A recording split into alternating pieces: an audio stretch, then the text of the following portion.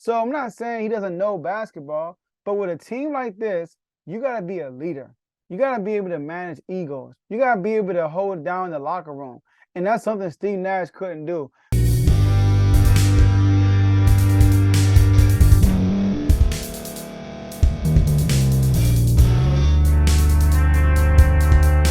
Welcome to Refuse to Lose Sports. My name is Joe Jordan. I'm your host today.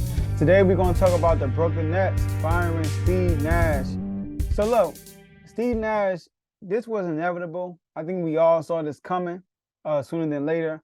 KD just requested for him to be fired over the summer, him and Sean Marks, but especially Steve Nash, even though, reports say that him and Kyrie, he was one of the main reasons why they hired Steve Nash. That's what reports say. I never heard that from KD's mouth himself.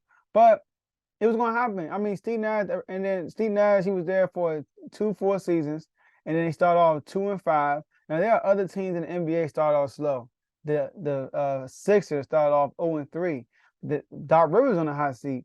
And then you have Miami Heat. They also start right now, they're 3-5.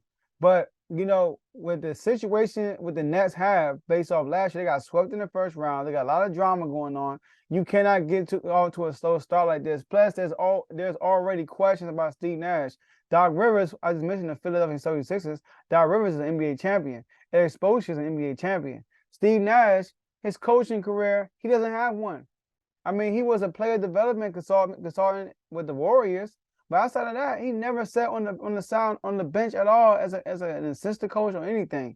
So for him to jump all the ranks and go right into that job, it's a lot of pressure on him. I'm not saying Steve Nash is a bad coach, because he is a point guard. He has a 2-time MVP. He did lead his team to the Western Conference Finals twice. All right, lost to the Spurs one year where they felt like they got cheated, and they lost to the Kobe, the great. All right, so I'm not saying he doesn't know basketball. But with a team like this, you got to be a leader. You got to be able to manage egos. You got to be able to hold down the locker room. And that's something Steve Nash couldn't do. When he walked in the door, before he walked in the door, Kyrie was saying that we don't need a coach. So you already knew you had to be a strong person, a strong personality to run this team. And Steve Nash doesn't come across, I don't know him personally, but he doesn't come across as someone with a strong personality. Somebody's going to command the room. So I thought it was a good move for them to move on for Steve Nash. And now there are a lot of speculations on Udoka. All right? A lot of speculations on Udoka. Now, you hear a lot of things. Some people are saying, why are they hiring? Why would they go out and get Udoka after the situation he's going through in Boston? And some people saying, why would Udoka go to Brooklyn with the situation they got going on over there? So first things first, these teams need each other. All right? They need each other.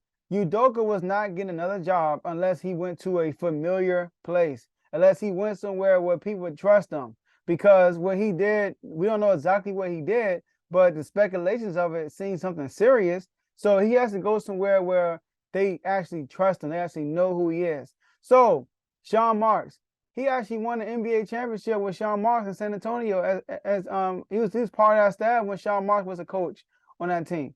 All right, so in 2014, when they beat Miami Heat, he was on that staff. So him and Sean Marks already have a relationship. He coached Ben Simmons for 2 years in Philly as an assistant coach. So him and Ben Simmons have a relationship. And matter of fact, last year was his first year in Boston. Before he went to Boston, he was with Brooklyn on Steve Nash's staff for 2 years. So he knows that roster. He knows that organization. He knows the owner. He knows the GM. He knows KD. He knows Kyrie. He knows everybody in that organization. So he's going to a familiar situation. And at the same time, they need Udoka. One thing, what I say Steve Nash wasn't able to do, command the room. What can Udoka do? Command the room, right? Udoka, number one, right? He brings defense. First of all, he brings defense. Now, that's the next problem. They lack defense. Now, obviously, they're going to have to retool this roster to make that a better defensive team because Nick Claxton is the only big on that roster.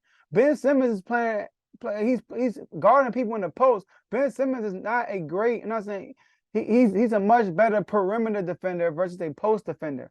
So he's playing out of positions a lot of times. So they need another big who can play down low, right? When Nick Claxton is not in the game. So they got to address that roster when Udoka gets there. And I believe they will retool some things and make some trades for the deadline. Also, he brings structure to the organization. Obviously, the Brooklyn Nets have no structure right now. That team has no structure. They're all over the place.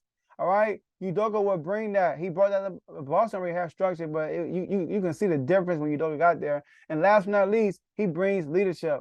They're going to respect Udoka because, number one, he's been there. They know who he is. They know who he's made of. Number two, he's a former NBA player, so is Steve Nash, right? And number three, he led Boston to the finals his first year there as a coach. His first year as a coach, he led them to the finals. Not only that, on the route of going to the finals, he swept the Nets. Swept them. When they were huge, not huge, they were favorites in the East coming to the playoffs.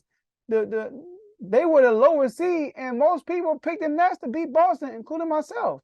So Udoka did that last year. He was 2 games away from being an NBA champion as a head coach. So he already gained, he's going to gain the respect from these players because that just happened last year. And his issue with Boston is non-basketball related. So we can't condemn his basketball IQ or his basketball knowledge, whatever you want to call it, when anything basketball related. Well, his problem was something off the court. All right. So I think Udoka would be a good hire. I think he'll be a good hire. You know, they need each other. Udoka needs an opportunity. They need each other and they need Udoka. So I think it'll be an awesome hire, but it won't work unless they address that roster. Sean Marks got some work to do. I know you got a lot of finesse and shooting on that stuff, but we got to get, I said I'm not a Nets fan. I'm a Kings fan, but they got to get some players that can play some defense. One thing about the Celtics, they have 5 people on the floor who can all switch. They all can switch. All right. And that's tough to play against. So, and they got shooters on top of that. So the Nets going to have to address that roster. And I think Udoka will help in that situation. So that's all I have for you guys today. And I'll see y'all in the next episode.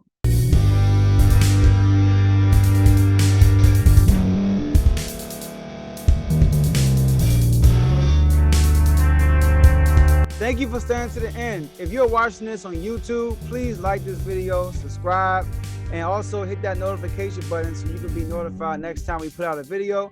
If you're listening on any podcast platform, subscribe and hit that notification button, y'all, so you can be notified we put out another podcast audio. And last but not least, hit that share button. No matter what you're listening to or watching it, hit that share button and send it to somebody that you know that would love to watch this episode you just listened to. So once again, thank you for staying to the end, and we'll see y'all in the next episode.